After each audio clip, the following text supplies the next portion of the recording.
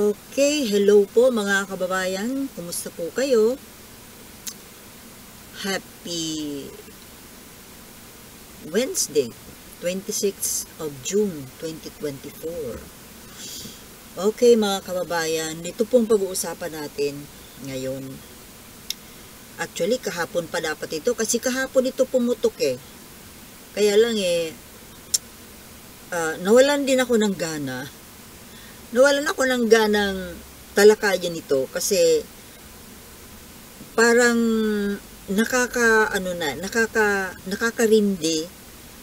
nakakainis. Parang kung ganito ng ganito ang gagawin ng mga politiko yung bang parang wala na tayong kapag-apag-asa na tumino itong bansa natin. Alin pong ibig ko sabihin? Ang tinutukoy ko po ay itong anunsyo ni Sara Duterte kahapon tungkol sa plano nila ng kanilang pamilya sa politika. Una, ngayon sumasagot na siya sa ambush interview, no? Sumasagot na siya. 'Di ba dati puro siya no comment. Ngayon, medyo nagsasalita na. Pero, una munang napansin ko kay Sara, ang boses niya, pag magsalita siya, parang, bata pa si Sara, di ba? 40 plus lang. Pero, yung boses niya, parang boses matanda. Napansin ko lang. Tapos, ewan ko kung itong mga nanonood sa akin sa ngayon, kung ano ba ang tingin ninyo kay Sara tungkol sa pagiging presidente? Kasi 'di ba siya ang kumbaga parang next in line to the Malacanang throne na kumbaga expected na by 2028 tatakbo itong pangulo. Pero ano ba sa assessment ninyo? Bagay ba siya maging pangulo? Kasi para sa akin, hindi. Isang matigas na hindi. Alam niyo ba, pwede lang siya bilang mayor. Mayor sa Davao, yun, pwede. Pero national, hindi talaga. Kasi may ugali siya na nakikita yung pagiging spoiled brat. At dala-dala niya to kahit sa politika. Parang talagang na-spoil dito noong araw Na-spoiled ng magulang. Napaka-childish. Tsaka as in, basta, hindi talaga siya fit to become president. Hanggang ano lang siya, pang barangay level. Pareho ng tatay niya, mga pang barangay lang. Hindi nila kayang humawak ng problemang pang national at pang international. Tapos ngayon ito, yung anunsyo niya na para bang yung pagkakasalita niya parang as in parang nakikipagkwentuhan lang sa kapitbahay na para bang yung sinasabi niya napaka-normal lang, napaka-natural lang na banggitin. Yung anunsyo niya na by sa 2025 elections ay tatakbong senador yung 3 lalaki sa pamilya nila. Yung mag-aama, yung mag-aamang Digong, Pulong at Baste. Imagine, kahit ako, gulat na gulat ako dun sa balitang yun Nakakagulat. Hindi ko in-expect na pwedeng mangyari ang ganito. Na sa isang bagsak, isang eleksyon magsasabay-sabay na tatakbo sa isang posisyon, high position, national, senador na B24 lang, mga kababayan. 'Di ba? B24 senador. Tapos ang laman tatlong mag-aama. Sa ngayon nga mayroon ng mag-ina. Mayroong dalawang pares na magkapatid. Tapos mukhang magkakaroon pa uli ng another magkapatid o baka magkakapatid sa susunod na eleksyon. 'Di ba yung itong mga Tulfo? Mukhang dalawa o tatlo silang pwedeng tumakbo. Dalawa pwedeng tumakbo, mayroon ng isang nasa loob. Tapos itong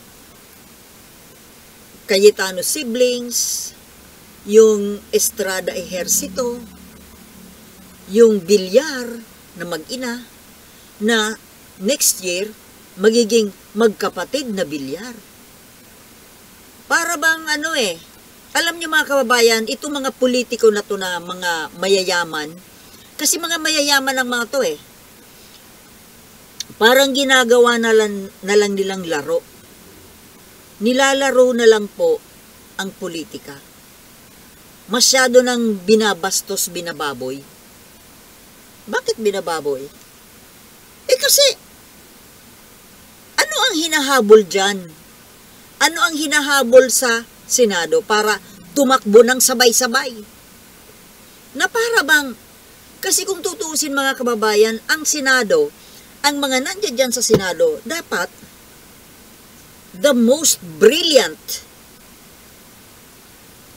of the generation. Brilliant people. Brilliant ba ang nandiyan dyan? Ang mga nandiyan dyan ngayon, brilliant ba? Kahit itong mga magkakapatid na ito, mag-iina, tapos ngayon nagbabalak pa na mag-aama, sobrang kakapalan ng mukha. Sobrang kapal ng mukha kapag yan ginawa ninyo. Yung mga nagbabalak dyan na tatlong magkakapatid, ilang pares ng magkakapatid, tapos itong mag-aama. Diyos ko po, mga kababayan, ano ang akala ninyo? Anong akala sa Pilipino? Alam naman natin, mga kababayan, na ang pagtakbo na yan ng sabay-sabay, hindi naman para magsilbi sa bayan. Hindi para tumulong sa kapwa, hindi para tulungan ng Pilipino, hindi para ibangon ang bansa natin. Kundi, para mahawakan ang mataas na posisyon, kapangyarihan, para ano? Puro pansarili lang mga kababayan At bakit ito nangyayari? Kasi nga po, ang konstitusyon natin, pinapayagan ng ganyan. Kapag kasi mayroong nagbalak na baguhin ang konstitusyon, ang daming kumukontra. Ang daming kumukontra. Ayaw na ayaw naggalawin. Kiwin ang yung konstitusyon na yan, na pinagmumula ng pang-aabuso. Yan mismong konstitusyon natin, pinanggagalingan ng pang-aabuso. Bakit? Tingnan mo, anong nakalagay dyan? Anong nakalagay sa konstitusyon? Sino ang pwedeng tumakbo sa mga posisyon sa gobyerno? Even the highest position, presidente, ano ang nakalagay dyan na qualification? Senador, anong nakalagay na qualifications? Must be a natural-born Filipino, knows how to read and write. Ang daming natural-born Filipinos, ang daming marunong mag-read and write, even me. I am a natural-born Filipino. I know how to read and write. O di ibig sabihin, pwede rin akong tumakbong senador ng presidente. Ganun lang. Pero siyempre, Pagdating sa COMELEC, mayroong added qualifications. Ano yon? Kailangan mayroon kang malaking pondo. Kailangan sikat ka. Kailangan kilala ka. Kailangan may possibility ka na manalo. Di ba? Kasi tingnan mo, yung mga nag-a-apply na anong tawag doon? Yung nagsisik ng candidacy, nagre-register. Ano ang, well, tinatanggap naman yung mga certificate of candidacy, di ba? Pero kapag nakita nila na itong taong ito, wala naman itong sinabi, wala naman itong pera, paano ka mananalo kung wala kang pera? Yun po ang batayan kasi. Yun ang batayan ng COMELEC. Bakit hindi lang kasi hayaan yung mga gustong kumandidato? Kaya walang pera yan, kaya hindi abogado yan, but kung mambabatas, syempre, preferably abogado. Preferably abogado. Kasi gagawa ng batas eh. Pero kung hindi man abogado, kailangan napakatalino niya. At sana po, kahit na walang pera, basta matalino, may puso para sa bayan, hindi kurakot. Bakit kasi hindi tanggapin yung mga gustong tumakbo? Tapos, isa lang sila lahat. Isa lang lahat sa, no, hindi debate eh. Hindi maganda yung debate eh. Question and answer. Kasi pag debate, minsan hindi maganda eh. Ang mas maganda yung ilalagay sa hot seat, iha-hot seat yung kandidato. Tatanungin kung ano ang kanyang plano, ano kanyang plataforma, bakit ka tumatakbo, ano naman ang balak mo para sa bansa. Hindi yung, my goodness, pasasayaw-sayawin lang dyan sa stage, mananalo na.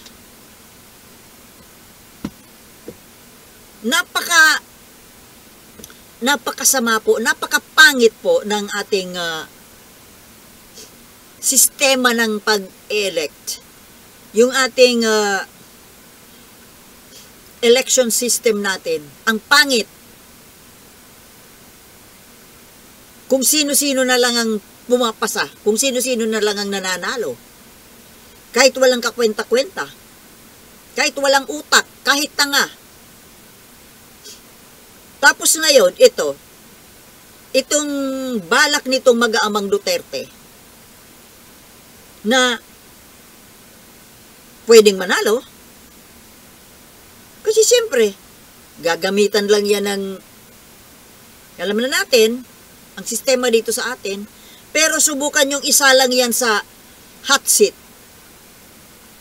Doon kasi natin mamimeasure kung ano ang laman ng utak at kalooban.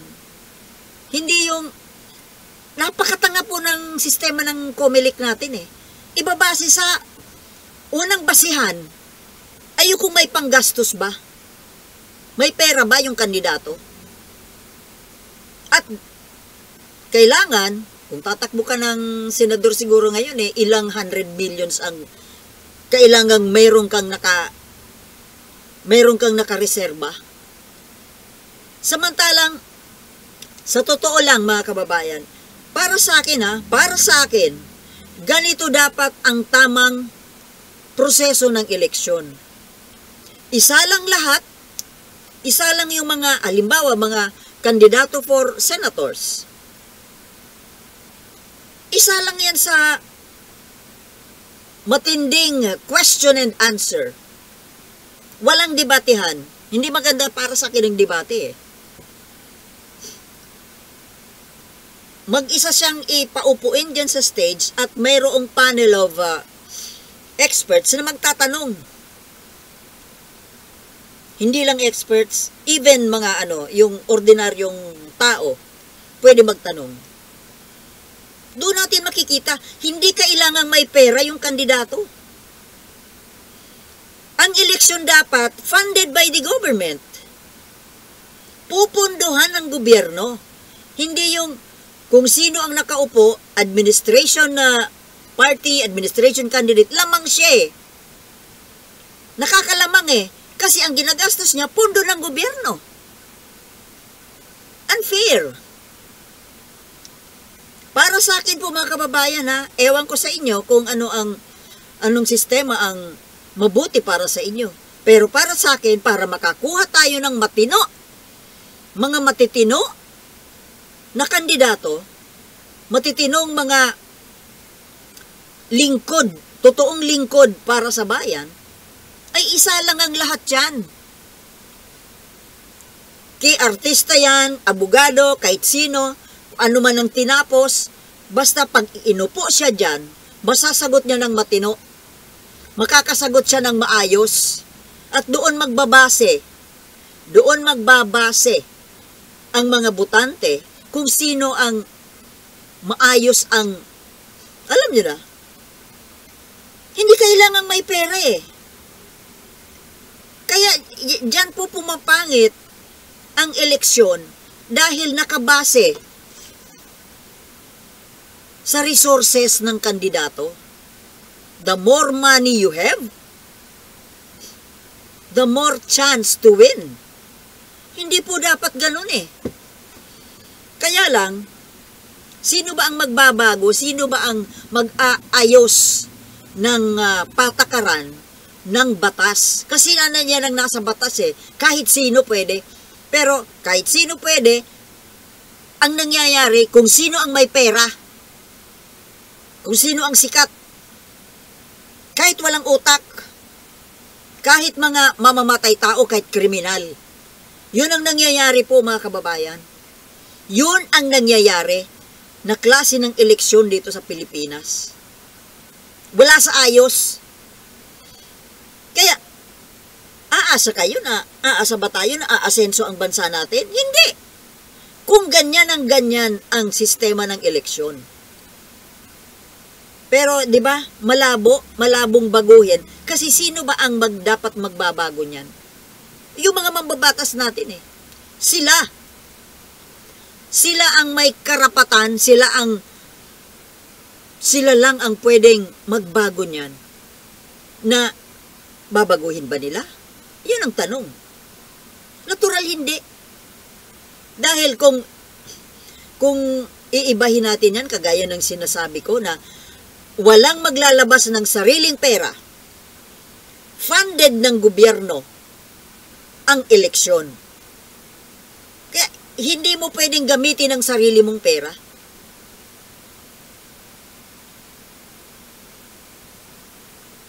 Diyan kasi natatalo yung mga kandidato na mas may karapatang umupo sa mga pwesto, sa mga posisyon. Dahil sila ay may talino at may puso. May malasakit. Hindi yung di ba mga kababayan, will you agree with me na ang mga nakaupo sa mga matataas na posisyon ng gobyerno natin, karamihan dyan mga kriminal eh. Marami dyan kriminal. May mga, kunwari kung nakikita natin, mga matitino, disente, pero kuidaw ka. Ang daming bodyguard. Bakit may bodyguard? Tahimik na nagpapapatay. Tingnan mo yung mga Duterte. Di ba? Tapos ito, ang lakas ng loob ngayon na mag-anunsyo na tatakbo silang 3. Bakit? 3? Anong gagawin ninyo sa Senado? Hindi namin kailangan ng 3 Duterte. Hindi namin kailangan yung mga magkakamag-anak, magkakapatid, mag-aama, mag-iina. Ang gusto namin, may variety.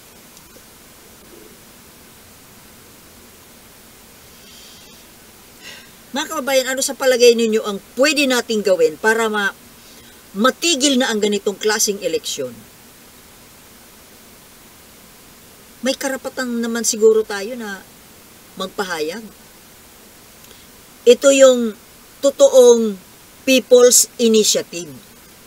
Kung tayo mismong mga karaniwang tao ang magvo-voice out na sasabihin natin na maling-mali ang pamamaraan ng eleksyon dito sa atin. Pera ang pinapairal. Pera, kasikatan, takutan. Di ba? During elections, di ba, ang daming namamatay. Kasi kapag nakikita nung isang kandidato na tila baga tagilid siya doon sa kalaban niya, papatayin na lang. Di ba? Paano tayo makakakuha ng mga talagang mabubuti at maaayos na mga lingkod? Kung ganito ang paraan ng pagpili. Nasa konstitusyon po ang kamalian ang depekto. Nasa konstitusyon at nasa Commission on Elections mismo. Dalawang pinaka-importanteng anong tawag dyan? Organ. Institusyon na may kinalaman sa pagpili ng mga susunod na maglilingkod sa bayan. Nasa konstitusyon, nasa gobyerno mismo ang mali.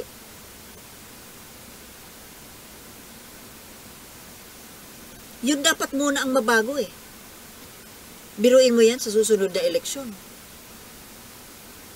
Yung mga tatakbo, mga kandidato naghahabol na manalo. Iiwanan yung partido nila. Tapos makikisakay na naman dito sa partido ng incumbent administration. At matapos makisakay, pag nakarating na doon sa pupot sa destinasyon, wala. Parang pasahero lang. Maghihiwa-hiwalay na. Balik na doon sa kung saan sila talaga affiliated. Sa kanilang mga amo. Yun mo yung ginawa ni Robin Padilla, di ba? Yung mga tao ni Duterte, na kung sino nakaupo, kung saan sila pwedeng manalo, makikisakay. Tingnan mo si Robin. Nakisakay sa Uniteam. Kung hindi yan kinarga ng Uniteam, hindi man mananalo yan Pagkatapos nung nanalo, ang yabang-yabang na. At nandoon ang amo naman pala talaga niya, si Duterte. Hindi naman yung taong bayan. Si Duterte at si Kibuloy. Plus yung China. Tapos ngayon, parang ginagawang hindi lang laruan ang politika. Itong mga Duterte na to. Ano ang ibig sabihin? Silang tatlong mag-aama? Bakit? Kailangan ba natin sila?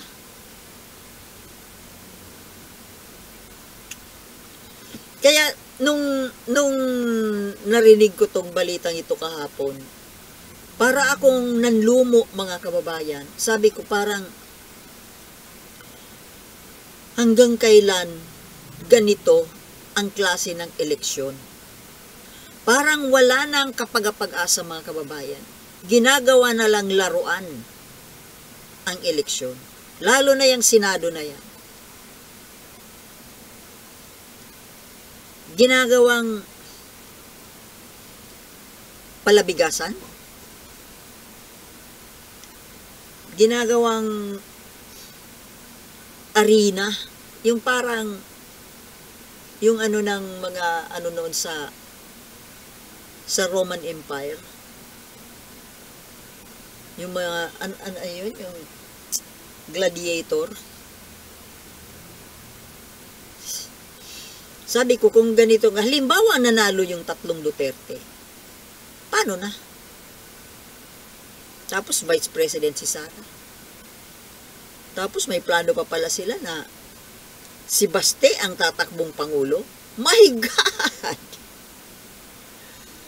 Anong akala? Anong akala sa Pilipino? Si Baste?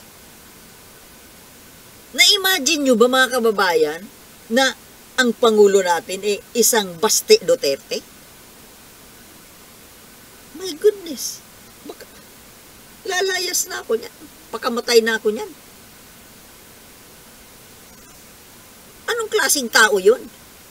Anong klaseng tao na magtitimon? Kung yan ang magtitimon sa ating bansa. Even si Sara. Kahit na sino sa mga Duterte. Mga kababayan. Mapapariwara na naman tayo. Mapapariwara. Tuluyan ang mapapariwara ang bansa natin. Pag yan nangyari, halimbawa lang halimbawa lang, siguro ko naman sa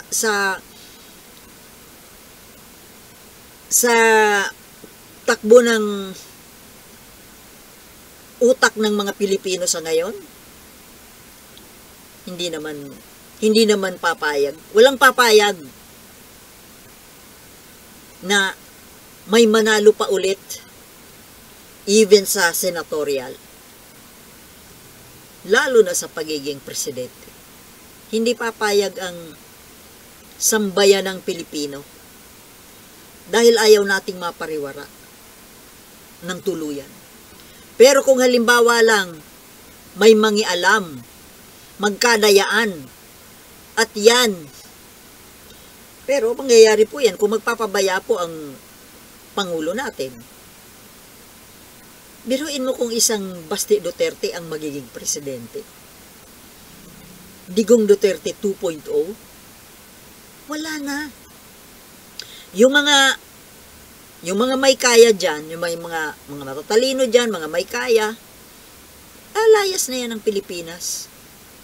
Kawawa naman yung mga maiiwan. Diba? Kawawa. Dahil for sure, sasakupin na tayo ng China. Legally. Kapag isang Duterte ang naupo dyan sa Malacanang. Kaya parang ginagawa na lang na nitong mga Duterte itong bansa natin eh. Ginagawang laruan. Ay, mga kababayan. Kahit si Sara, my goodness. Kahit sino sa mga Duterte, hindi po dapat pagkatiwalaan. Hindi natin dapat na ipagkakatiwala sa kamay nila ang bansa natin. 'Di ba? Kaya mga kababayan, mahalin natin at ipaglaban ang ating bayan dahil ito lamang po ang nag-iisa nating tahanan. Maraming salamat po sa panonood and I'll see you in my next vlogs. Peace for now.